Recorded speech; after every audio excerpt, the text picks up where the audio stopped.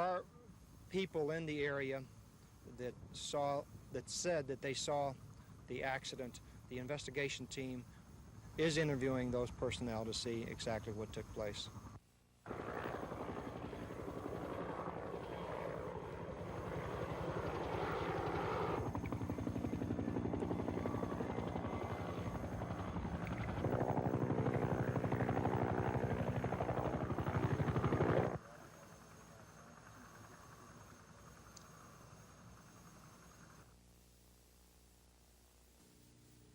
Yeah.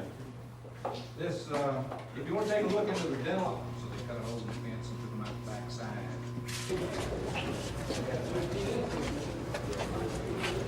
If I move, this door's gonna close on me. Holes in the wall.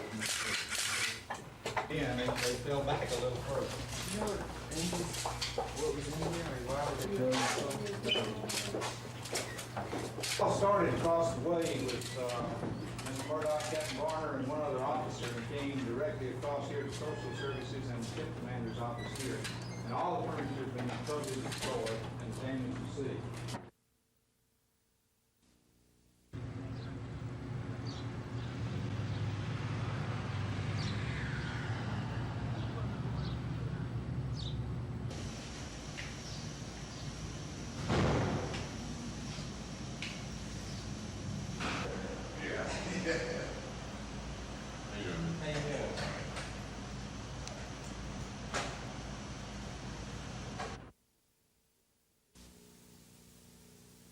The victim, 38-year-old Thomas Earl Moore, was stabbed 11 times while in his bunk.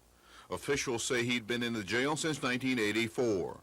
Moore was scheduled for release in 1990 on an armed robbery charge. The alleged killer, convicted murderer Clarence Shepard, was serving a life sentence for a Birmingham killing. He'd served 21 years just before the killing and his escape. Shepard was in medium custody while the dead inmate Moore was in minimum custody. Sheriff Turner says he thinks he knows what caused the violence. Moment this time we fixed robbery.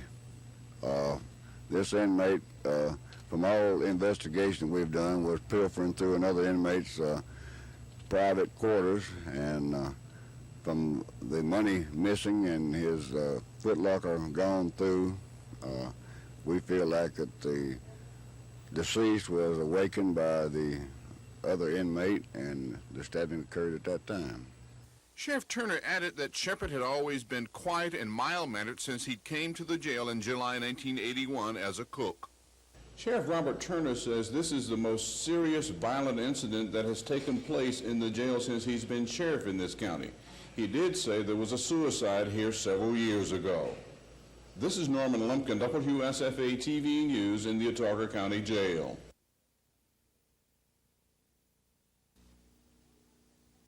The manhunt for Clarence Shepard is over. Officials say the 46-year-old state inmate escaped from the Autauga County Jail last night, but not before allegedly stabbing another inmate to death. Shepard, who is serving time for murder, was captured by Montgomery City Police around 2 o'clock today near a West Montgomery housing project. He was located and captured in the Columbia Street apartments on Mill Street and apparently had the knife that was used in the murder last night in his possession. Officials say the victim in the incident was 38-year-old inmate Thomas Earl Moore. Reportedly, Moore was asleep in his cell when he awoke to find Shepard standing by him. Autauga Sheriff Robert Turner says robbery was the apparent motive for the murder, adding that Moore was stabbed 11 times. After that, went to the jailer and told him he couldn't stay. The jailer tried to get him to talk to him, and he told him, "I got to go." And at that time, he put a knife to the jailer's throat and locked him up, took the keys from him, and went over the fence. The fact that Shepard was a state inmate being housed in the county jail has stirred up some controversy. Late this afternoon, Sheriff Turner sent a letter to the State Department of Corrections requesting that all state inmates be removed from the county facility. And by 4 o'clock this afternoon, Prattville City Police had transferred the remaining state prisoners to Kilby Prison. Shepard is being held in the Autauga jail facing charges of capital murder. Carrie Gordon, WSFA TV News.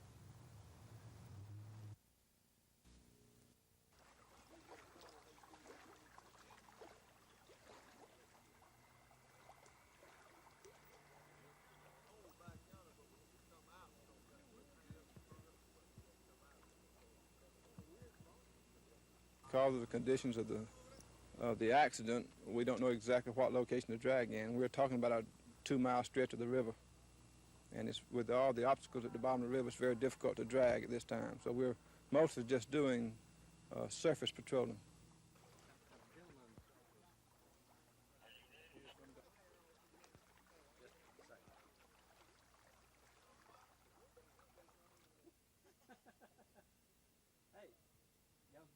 Get a shot at his dive.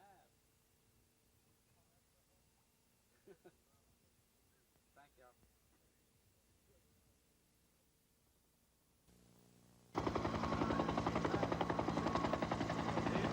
He's giving you a good shot.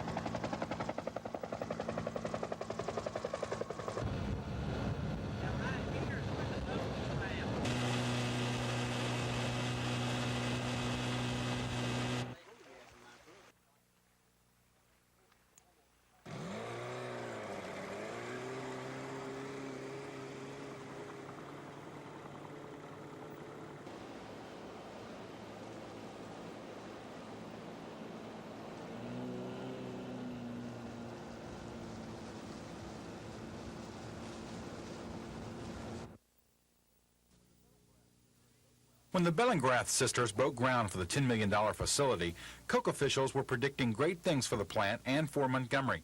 Today, the president of Coca-Cola, Donald Keogh, confirmed the predictions have come true.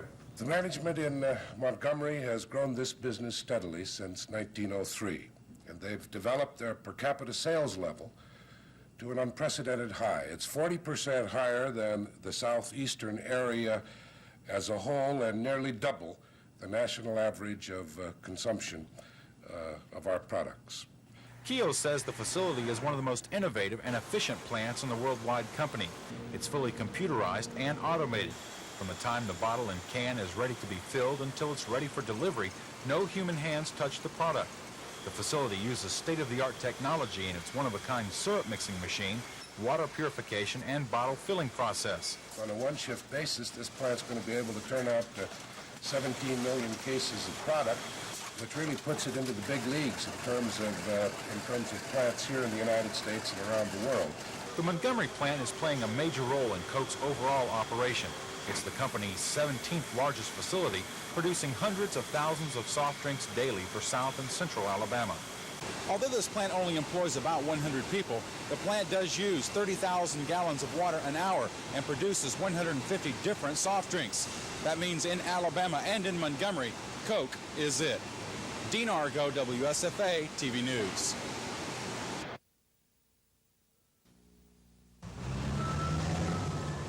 The heat may be on this summer, but in more ways than one. That's a sound that may soon be heard statewide. Mobile Representative Mike Box has a bill that would make everybody riding in the front seat of a 1965 or a later model passenger car wear a seatbelt or face a $25 fine. The statistics overwhelmingly prove that fatalities and serious injuries are greatly reduced if people will wear their seatbelt. We need a law basically to get people in the habit of wearing them. New York was the first state to implement such a law. Michigan, Missouri, and New Mexico quickly followed. Now most other states, including Alabama, are thinking about buckling up the rest of the nation. Anywhere from 50 to 75% of the people are expected to start buckling up voluntarily.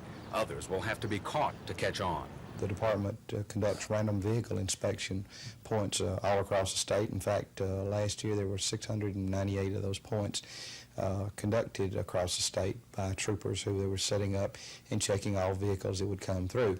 This would be one point that you would be checking for them.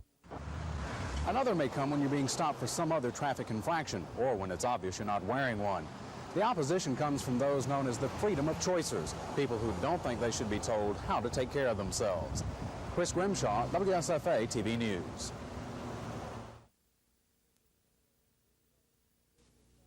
Because it's a kind of a privilege for us to come here to be with these young people. And last year I had more fun with the kids in the parade, and they all come out and get their autographs. And I swear they're going to run over to you. They just run right out to the car, you know. But they're terrific kids, and that's for them. And that's the reason I'm here. And I think raise enough money to, help the Special Olympics and, you know, get those people a little bit more than they're used to in life. I think that's the whole basis of this whole thing is for that. So that's what makes me feel good. It's beautiful. I love it. The people are great. The tournament's great. It's a wonderful cause, and I'm really thrilled that I'm here. I look forward to it a long time. You know, every season I'm glad to get out here because we have such a big time, and I know we're doing some good. You know.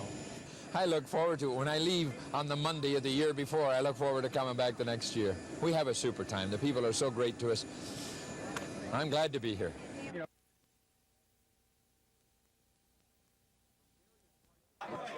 From various parts of the country, from all walks of life, they came home. Some 139 former Alabama Crimson Tide football players returned to Tuscaloosa yesterday, all with a common goal: to be football players once again. There was plenty of time for the telling of old war stories, recounting days gone by, and also a unique chance to actually relive some of those football glory days. A chance to suit up again. I kind of liked it in the olden days when you knew what you was doing. A chance to perhaps put away some of the present cares of life and just have fun. They said this was illegal, so I won't get to play probably, but I'm going to enjoy seeing all the guys down here. You look like you're going to hurt somebody with that. I'm afraid not. You won't ever, forget the years you spent up here. Just the idea of being able to come back up and do it one more time. Just real thrilling to me. I've had a chance to talk to some of our players the last week or so, and they're getting a little bit excited about it and saying, Coach, how are the guys is coming back? How are they looking at the game? And I said, they're wanting to go out and prove that, hey, we're better, we were stronger and than y'all are. And, they sort of look back, and so they're getting excited about it, and some of these guys are. And it's that excitement that's spurring on the alumni. The old are suddenly turned young again. Though their bodies may not show it, in heart and in mind, they are young again. Maybe former Tide and NFL standout Kenny Stabler put it best. Anytime you get around these colors, the crimson and the white, it gives you a special feeling, and I expect to see Coach Bryant walk in the door at any minute, and the whole place come to a hush. And perhaps, in the minds of many of these former players, he already has.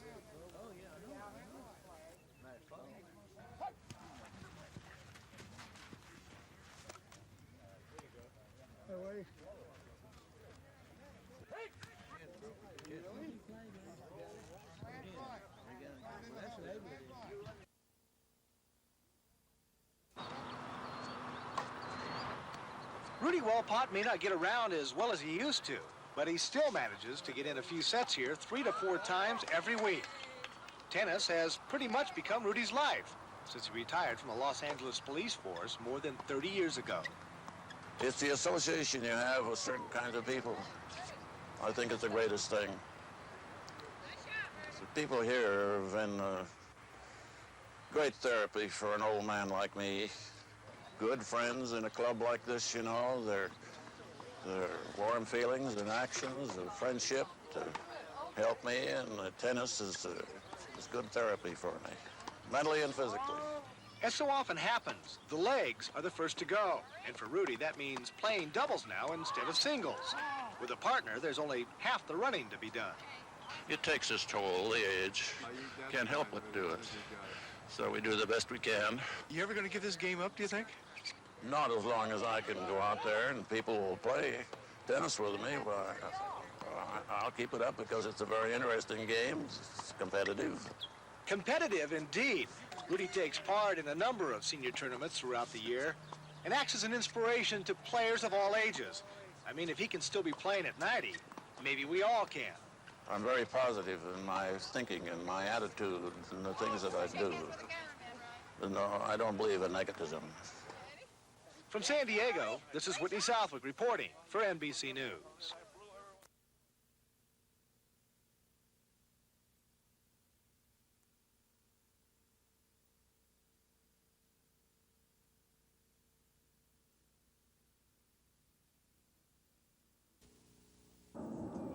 They were supposed to come up and open the gate for us today. I think we got our wires crossed. I will be softball on it.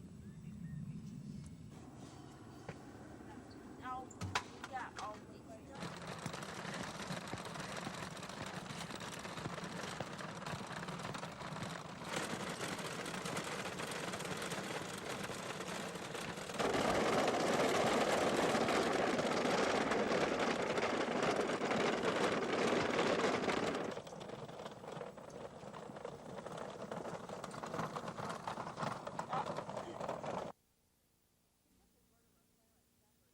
Convicted murderer Clarence Shepard is again in the Autauga County Jail, but tonight Shepard faces a charge of capital murder.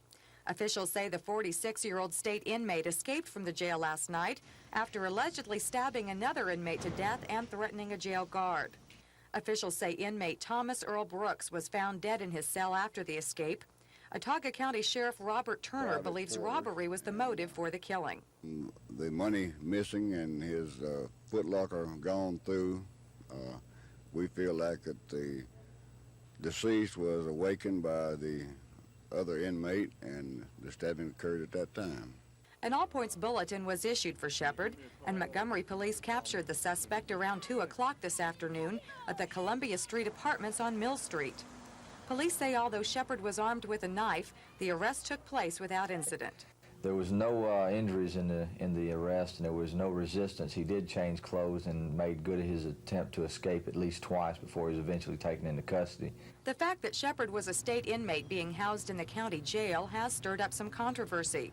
Late this afternoon, Sheriff Turner sent a letter to the State Department of Corrections asking that all remaining state prisoners be removed. State officials say such a transfer had been ordered earlier in the day, but when corrections officials arrived, Prattville City Police had already transported the inmates to Kilby Prison.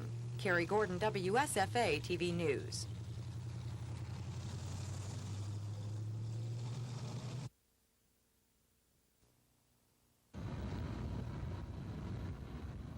By water and by air, searchers have covered a 4-mile stretch of the Chattahoochee looking for Edgar Doherty.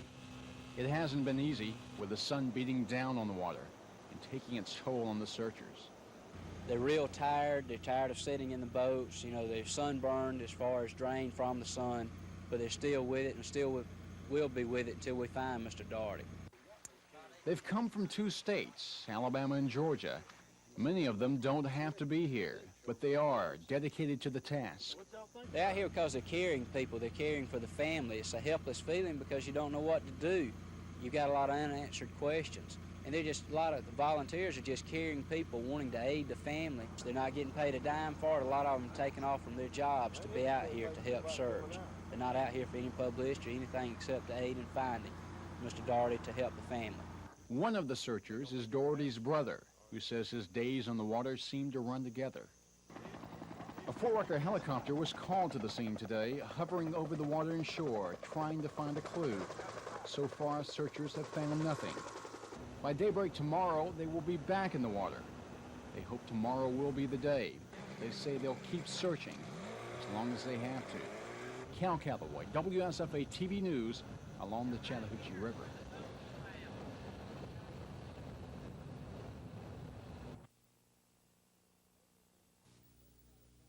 Maybe the Harlem Globetrotters don't soar quite as high as they once did because the man with one of the greatest wingspans in America is no longer with them, Meadowlark Lemon. The greatest globetrotter of them all still bounces a basketball occasionally for fundraisers, but these days he spends most of his time in Christian work. He's here to speak to the newly organized Full Gospel Businessmen's Fellowship tonight at the Governor's House. I hit the small towns again, and I hit the big cities. You're still playing those small towns, huh?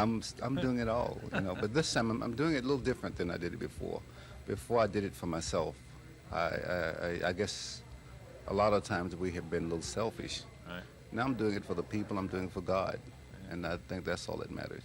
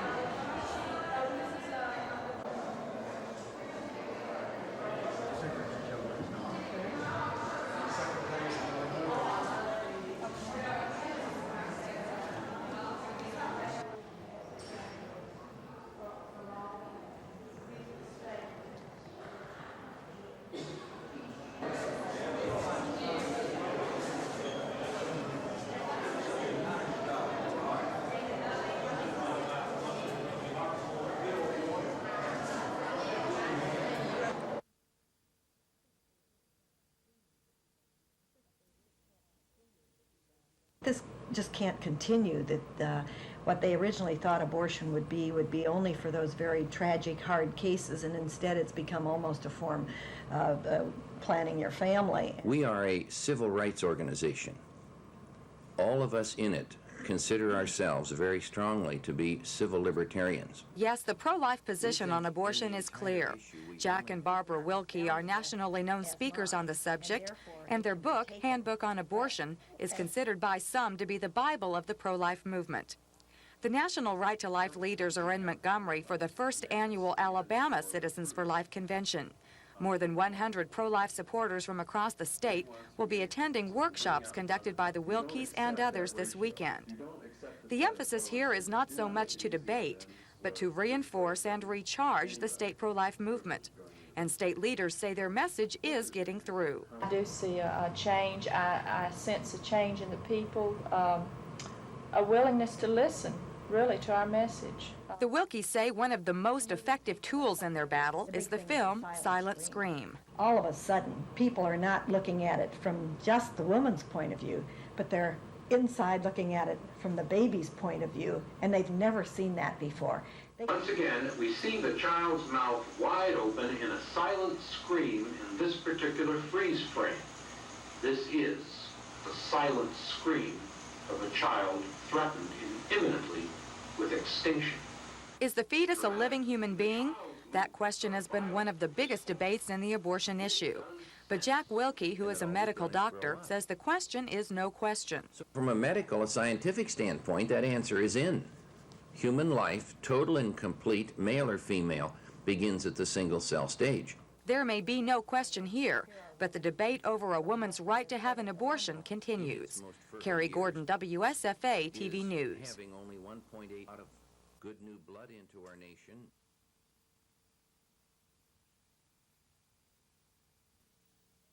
It shall be called the Globe. That's G-L-O-B-E. The Globe. Hail on is be sick. But he's a clever. It's part of an outreach program the Alabama Shakespeare Festival is actively pursuing. We want to become visible in the community. We're new. We've just moved here. We're new here in Montgomery, but not new in the theater. And we're trying to reach all levels of audiences. So we thought we'd start with the children this morning.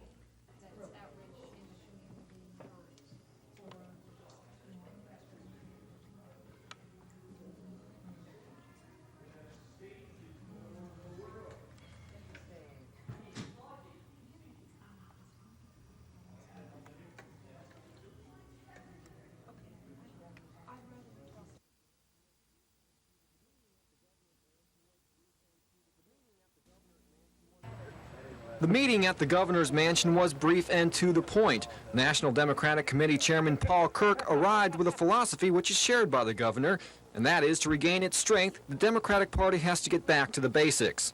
Getting back to the basic values in this country that made it great, and leave off some of the exotic stuff which ought not to be there. Really is designed to bring back people to the National Democratic Party.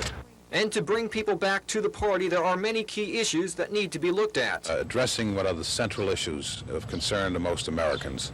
Questions of the economy, strength on defense, where we are as a nation in the international marketplace and the competition that exists abroad, and then the central issues of family and education and opportunities for our children. And I think those really have been the issues the Democratic Party has been strongest. There will always be a still strong Alabama National Democratic Party, but national has been pretty weak in the last number of presidential elections.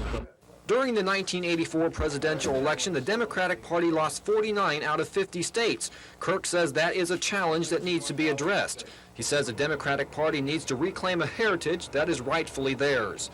Craig Meadows, WSFA TV News.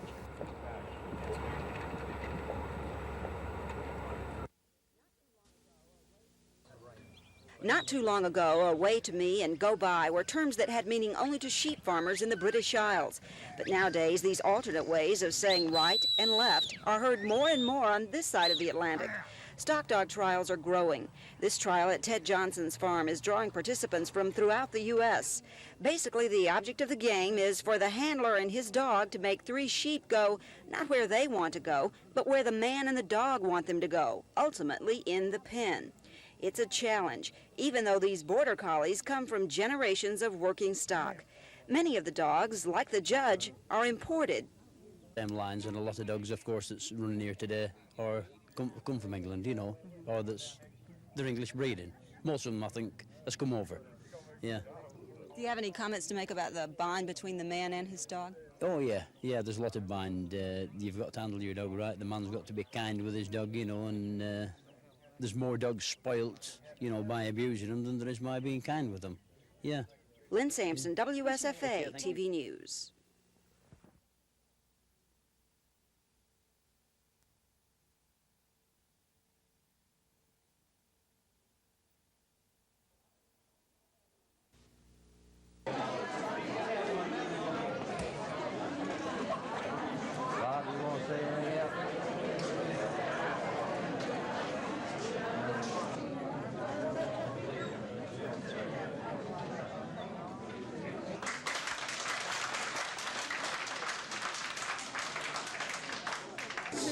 That's right. Mayor Ford's got his opinion with his attorneys and his accountants, and I've got mine with my accountants, and we're going to try to let some outsider decide it and be whatever they make, decision they make, we're going to still be friends. And what happens with the money in the meantime that you're collecting? It's an escrow account. Escrow account. Drawing interest, and we hope we're able to get back to the people, but we may not be.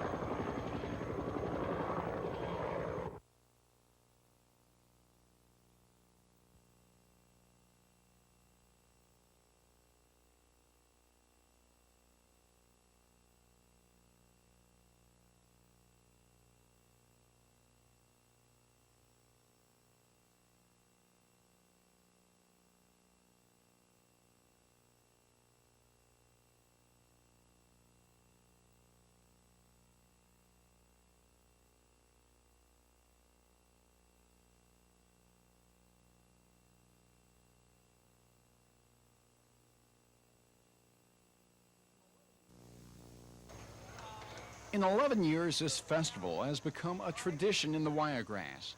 It gets its name from its location among the tall pines at Enterprise State Junior College. The arts on display take different shapes, some before our eyes. Other works have already been created for us to enjoy. The artists, 82 of them, come to Enterprise from different locations across the country.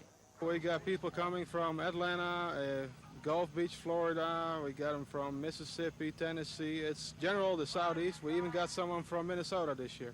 Walking around, you get the idea this is a people's festival as much as a celebration of the arts. Organizers say being so near to Fort Rucker brings in a lot of people each year.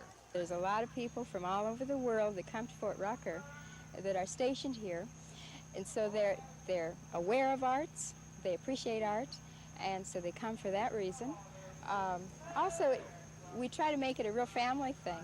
So I think that this area is a family-orientated community, and I think that that draws people.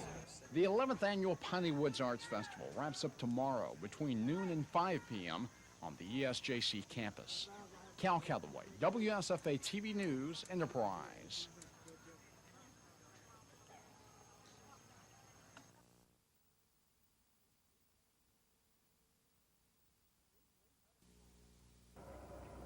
Usually, Notasoga High School is empty on Saturday, but not today. The lunchroom was packed with 200 of Notasoga's 882 citizens who are upset about their water rates, which doubled in October making the average monthly water bill here $40. Notasoga citizens say that's 4 times the state average. Although they've been paying the increased rates, Notasoga's mayor hasn't given the full amount to the Tuskegee Water Board. Instead, he's put the difference into an escrow account until the two cities can settle the water issue. The city of Notasoga is determined to do something about the water system, and we are backing the mayor 100%. We have petitions set up for everybody to sign. If you will, please sign. Do we have any notary publics here today? Almost everybody who attended today's meeting signed the petition, which will be presented to the mayor and city council, as well as sent to the state attorney general's office. So you think the Tuskegee rate's unfair? Yes, they are. That's definite. I think Johnny Ford is one smart cookie to get away with it, too. It's robbery. The people here just can't afford to pay it. Tuskegee Mayor Johnny Ford couldn't be reached today, but Notasoga residents say he told them that Tuskegee was forced to raise the rates to cover expenses. But Jim Hughes, who is originally from Notasoga and now manages the city of Florence's water system, says charging $2 per 1,000 gallons of water is outrageous. Well, the contract with Tuskegee says that Tuskegee has to demonstrate the charge cost for any rate adjustments, and I don't think there's any way he can demonstrate that he's got $2 a 1,000 in cost. His books may indicate it, but there's no way operating a water plant costs that much. Notasoga's mayor and city council have authorized their attorney to file a suit against the Tuskegee Water Board. And unless Mayor Ford agrees to meet with the citizens to talk about lowering the water rates, the next time he'll see the people of Notasoga, it will be in a courtroom. Lisa Walsh, WSFA TV News, Notasoga.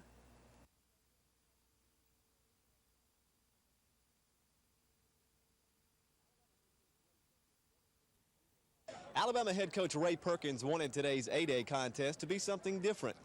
And from the very beginning today, this one was. In fact, prior to the game, fans flooded onto the field to get autographs and talk to some of their favorite Tide players from past and present. And of course, the game itself was something different. A battle of the generations, the young present Alabama team taking on the old alumni. An alumni team featuring such names as Kenny Stabler, Scott Hunter, and a certain split end named Ray Perkins. In addition, there were dozens of former players on hand just to watch. I always wanted to do a little coaching. You know, I'm going to sit over here and jive with the guys and give them a few good plays, you know, to run in the game. Yeah, you'd like to, you know, be out there playing, being a part of it, but, you know, I'd be out there and so as young kids probably break my neck. And for a while, the old guys kept pace with the youngsters. After Chester Braggs gave the young guys a 7-0 lead, quarterback Scott Hunter of the class of 1970 sneaked one over for a score. But then the inevitable began to happen. The old bodies began to tire and give way to the young. There'll be some sore bodies tomorrow. I'm sure I'll be one of them. The younger Bama team winning it 20-7. But there were no real winners or losers in this game. It was all for fun. Yeah, it took the monotony out of, you know, practicing, beating heads against each other the whole time, scrimmaging against each other. And, you know, there's not a game to look forward to during spring, but I think we were all looking forward to this. And so were we all. And today's battle of the generations more than lived up to those expectations. In Tuscaloosa, Mark Thornhill, 12 Sports.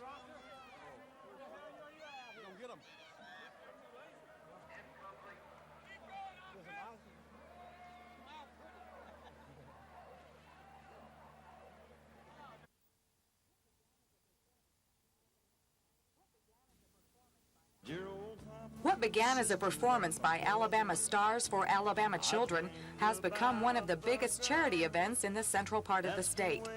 And in the American tradition of helping those less fortunate, comedian George Lindsay is doing his part. Lindsay's Great Star Show is in its 14th year, featuring such stars as Roy Clark, Mel Tillis, and Grandpa Jones.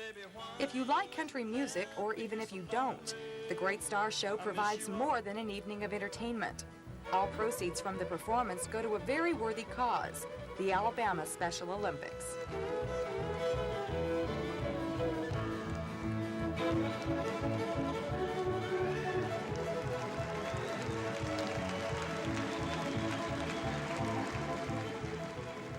And the stars donate their time.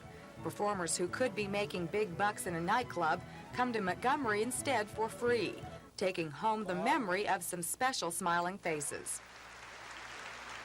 But the Lindsay show doesn't stop with the music. Next on the agenda is a benefit golf tournament where nearly 200 golf enthusiasts paid good money for the chance to tee it up.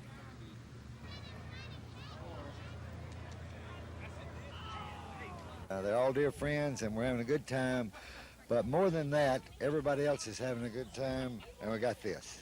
The golfers were honored with Special Olympic medals, but the real awards were the hugs and smiles.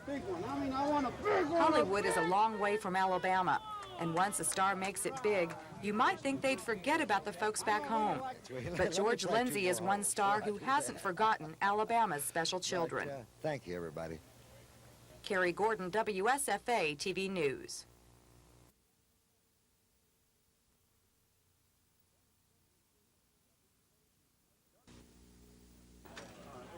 Don't expect to see any of these faces making the PGA Tour in a few weeks. No, golfing does not appear to be their sport. But the reason for today's golf tournament is definitely the answer why football coaches Pat Dye and Ray Perkins lend their help. The same goes for basketball coaches Sonny Smith and Wimp Sanderson. The answers are common. It's for a great cause, very worthwhile. NBC's Joe Garagiola made the trip after calling yesterday's Philadelphia-New York baseball game, but the Franny Clark fan wouldn't have missed it for the world. Franny Clark is a young fella that I met here about 5 years ago, and he was a big baseball fan, and I saw him in his wheelchair, and he said he watched the game of the week, and we started talking baseball, and then he was writing to me. I write to him, and I sent him some stuff, and so he had a shirt on and said, I'm a Joe Garagiola fan, and I'm a bigger Franny Clark fan. And that's what these tournaments are all about, meeting people like that.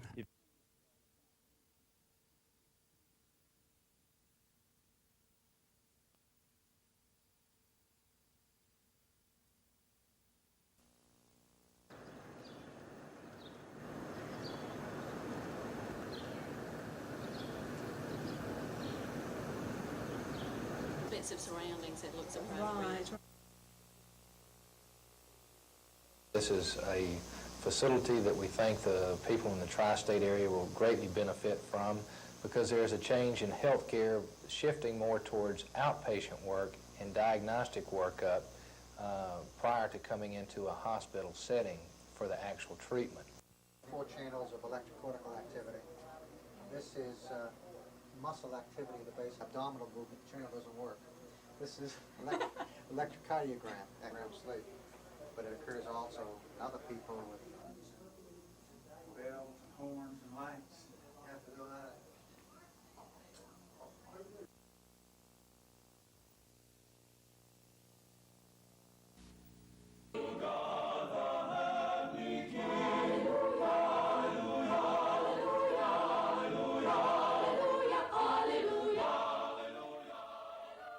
And on this day of remembrance, all of us are mourners for those who perished by the sword of the oppressor.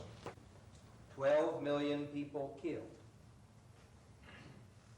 6 million European Jews. 2/3 of all European Jewry. 1/3 of all Jewry in the world. 6 million members of other groups, chosen as groups, categories singled out for systematic suffering and destruction.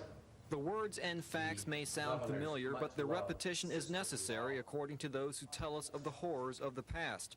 For the younger generation, the scope of the human destruction of the Holocaust may be difficult to understand. But 40 years later, for those who lived during that time, it is still hard to comprehend how mankind could turn against himself. And unless we are ever vigilant, unless we are alert to the causes of prejudice and hatred that continue to work upon the condition of humankind, we too could possibly fall into that. Those gathered here say the Holocaust commemoration is not for the victims and not for the guilty, but for the living. They say it is necessary to keep alive the memory no matter how painful it may be. all in order to keep history from repeating itself. Craig Meadows, WSFA TV News.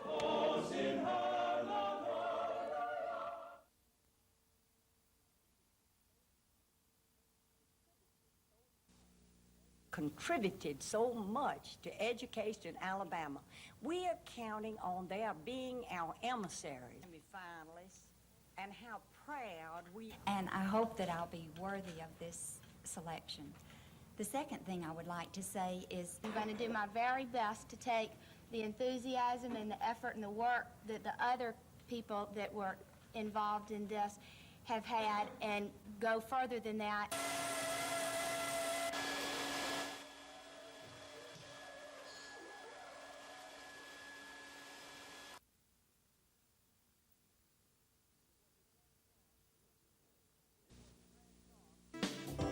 It was the same song, second verse for the Braves today, losing at home for the 6th time in 9 games. The scoreboard also read 4 errors for Atlanta, who once again were stung early by Houston. Jose Cruz made it 4-0 with a shot up the middle in the 3rd. Braves manager Eddie Haas said that's it for starter Lynn Barker and called in Craig McMurtry, who along with Terry Forster shut down Houston's scoring. But the Atlanta bats were silent much of today. The exception came in the 6th inning. Pitch hitter Terry Harper drilled a Bob Knepper pitch over the left field fence, knocking in Glenn Hubbard. That accounted for the Braves scoring. The record falls to 5-6 and head now for San Diego, hooking up for a 3-game series against the Padres.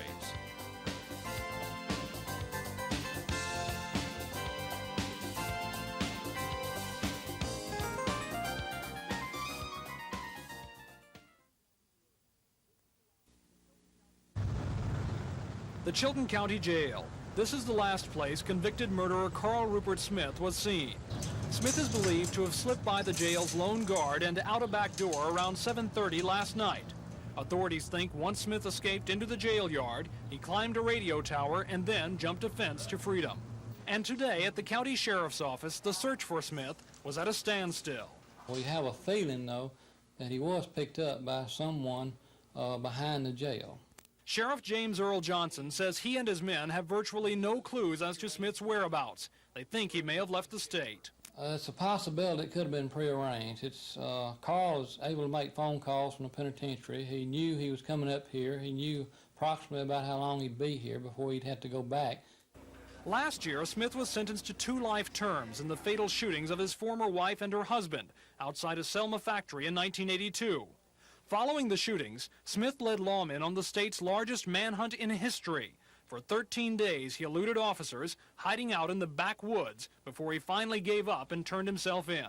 Escape is a felony in Alabama. That means if he is caught, Carl Rupert Smith may fall under the state's Habitual Offender Act, and that could mean life in prison without parole.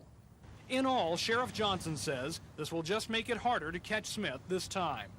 If Carl don't want to be found, he gets in the area where he's always survived, he'll be hard to find regardless. Dogs, I don't believe dogs or anything else can find him. But this woman, who says she's Carl Smith's sister, claims the sheriff himself is to blame. I give my brother to God. I have been through enough hurt to last me a lifetime. James Earl Johnson to take the responsibility for this one. The sheriff admits his jail is not what it should be. In short, he says, anyone who wants to break out of it can. And apparently, Carl Rupert Smith did just that. Tom Foreman, WSFA TV News in Chilton County. Ordinary, everyday life. Because who are you playing? Is a professional play? If you want to be a professional actor. One of them is acting. Okay, now.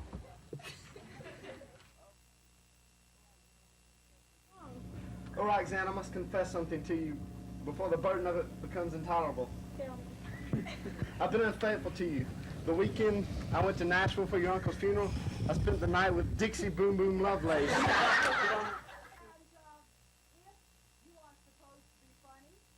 Okay, but at that time, here we were in a living room, in an unknown... There been, has the weight of the culpability been on the side of the suppliers. So that has a lot to do with that. And then in effect, a lot of times one thinks about G-forces as being... But yet, we manage in the Air Force, we manage 1.2 million individual items. And we use another 2 million items that are managed by the Defense Logistics Agency. And we buy these things over and over again, time and time again. So if out of an inventory or a universe, if you will, of about 3 million items, you have only found less than 30 examples of really bad distortion of prices, most of which are explainable, by the way.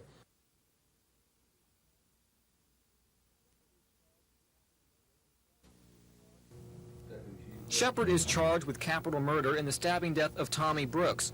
Both state prisoners were serving time in the Watauga County Jail under the state's inmate waiver system, which allows selected state inmates to be county jail trustees and work in local communities. In fact, Sheriff Robert Turner says Shepard was a cook at the jail and sometimes at the Prattville Country Club. State prison officials would not talk to us today. On Friday, Prison Commissioner Freddie Smith released a statement saying Shepard was reclassified in March as a medium 2 security prisoner, which meant he was to be under armed guard whenever he left his cell. Sheriff Turner says Shepard was supervised, but not by an armed guard. This was medium 2. Now, I don't even know what the classification is because I don't think anyone from the Sheriff's Association even sits on this Board of Correction Board. And they tell me that he's medium 2, he's supposed to have an armed guard. Well, if that being the type of classification of the trustees they send me to work here, then I don't want them. All state prisoners, including Shepard, have since been removed from the Watauga County Jail, and no more will be sent here. Shepard is now at Kilby Prison. In addition to the capital murder charges, he faces escape and robbery charges. Craig Meadows, WSFA TV News.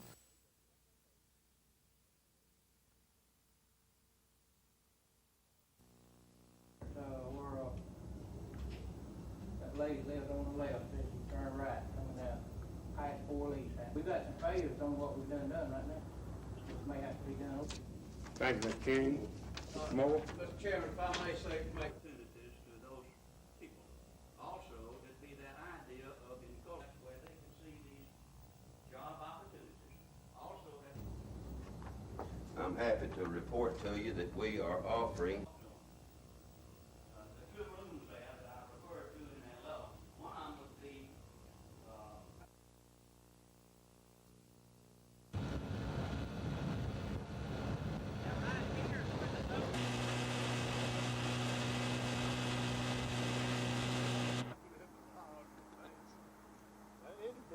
about coming out. He's giving you a good shot.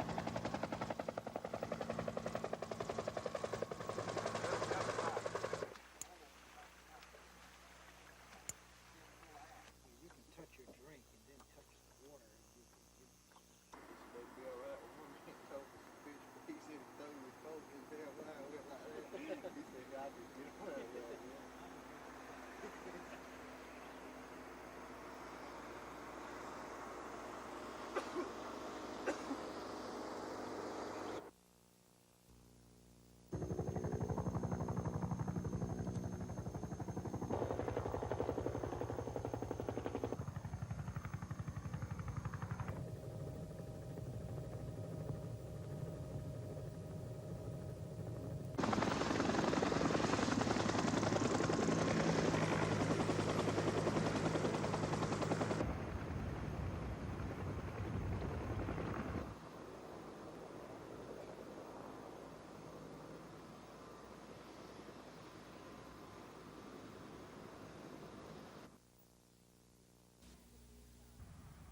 Imagine a new sign atop the school's entrance which reads Faulkner University, but don't look for it until the start of the 86th school term. Today's school president, Dr. Ernest Clevenger, told reporters of the board's unanimous decision to establish a university system at ACC. We're just adding the umbrella of the university to what already exists. We feel that it's time to do that, since this seems to be the trend of many of the private schools. School officials view the move as a springboard to attract additional funding and students. Officials anticipate a 10% growth in enrollment as a result of the changes. Also, ACC is getting a new title. The College of Arts and Sciences and Jones Law School will be another division of the new university. How do the students feel about the name being changed? Several of the ones we talked to said they didn't like it. I'm not pleased in certain areas. I don't like the idea of taking Christian out because that's one reason I came here, because of the atmosphere. Change the college to university would be fine, as I believe most of the students agree. But as Irwin stated, taking the Christian out is taking out part of the reasons why most of us came here. And I think it shouldn't have been done. Even though some students oppose the name change, school officials say it will produce positive dividends in the future. Kim Davis, WSFA TV News.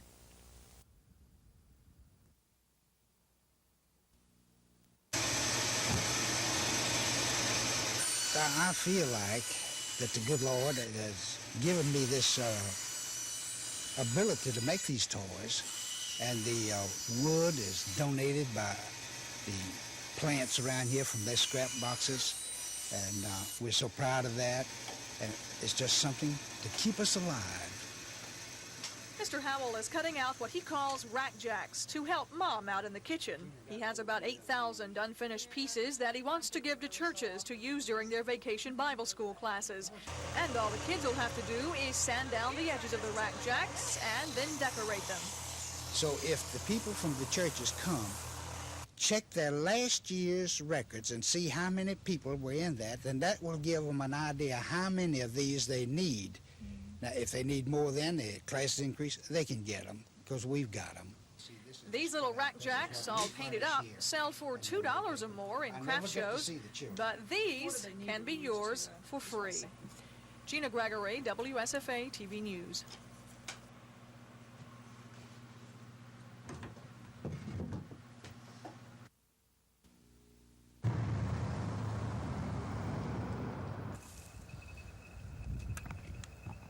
Okay.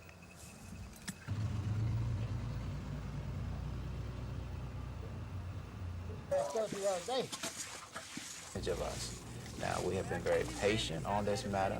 We will not continue to sell water to Notasulga if they refuse to pay their fair share, which is $2. Does that mean you'll cut them off? Or? That's your determination of it. Our point is we will simply not provide the service to them. Safe chicken.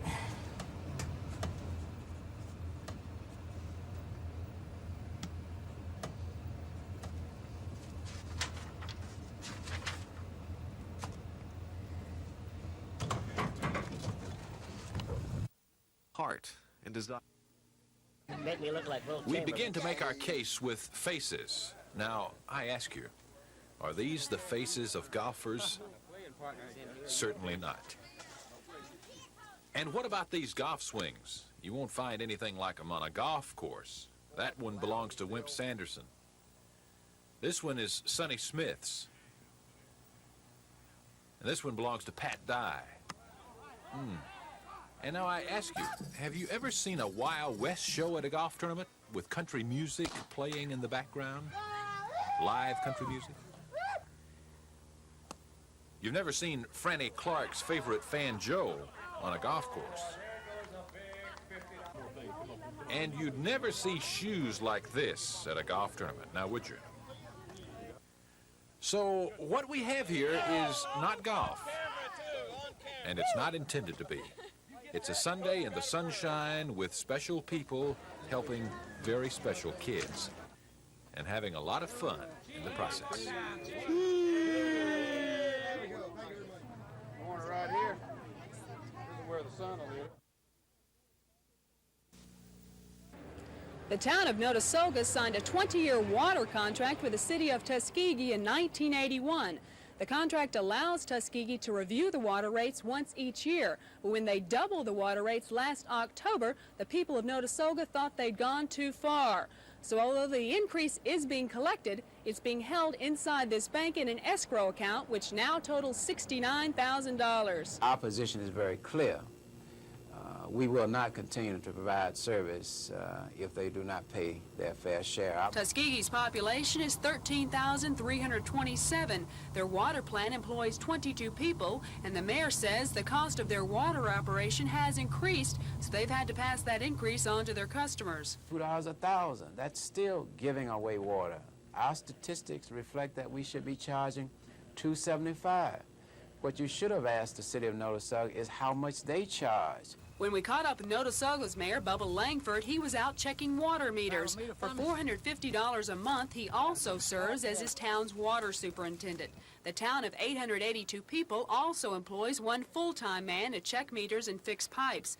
Mayor Langford says he got an accountant check to see if Notasulga's $13.50 minimum water fee was too high. He said we might be charging the whole system $1,500 a year too much. So we're close. So would you divide 600 people a month, $1,500 a year? I don't see how you can get any closer. Mayor Langford says the same accountant also figured out that Tuskegee's cost per 1,000 gallons is actually only 87 cents. So after Saturday's town meeting, where 200 people turned out to complain about the high water rates, the mayor has decided to file a lawsuit this week against the Tuskegee Water Board. If they want to go to court, that's fine. Our interest at this particular point is just getting out of the contract and just letting Notasulga find them another source of water. That's easy to say, but you know, you just don't go elsewhere and get 4 million gallons of water just overnight. Lisa Walsh, WSFA TV News, Macon County.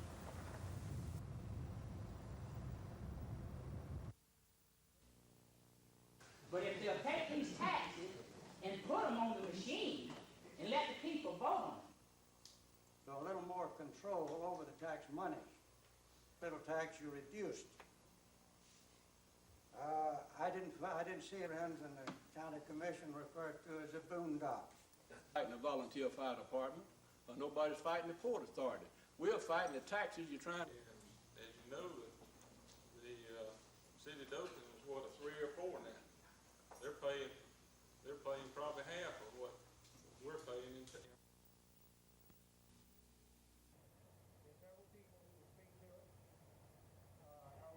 Former Congressman Albert Lee Smith.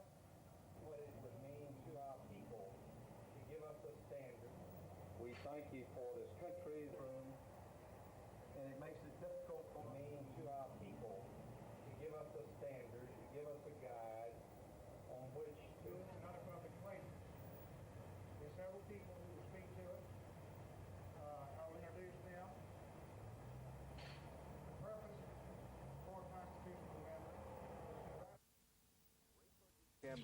Ray Perkins, Pat Dye, Wimp Sanderson, Sonny Smith, Joe Torre, Byron Braggs.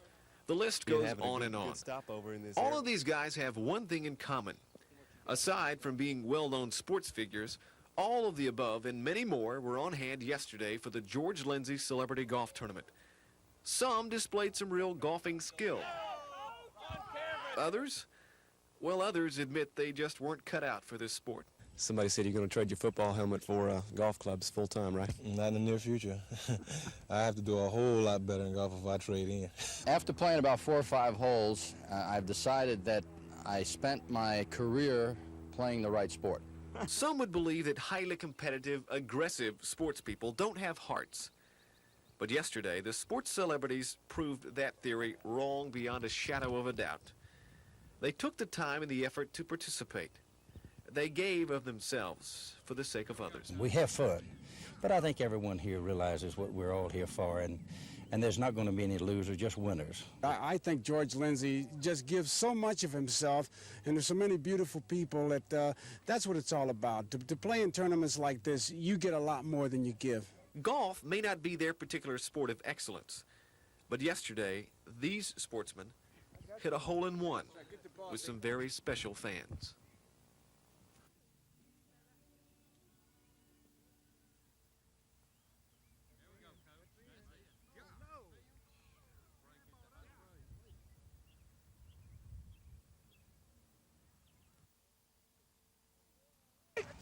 They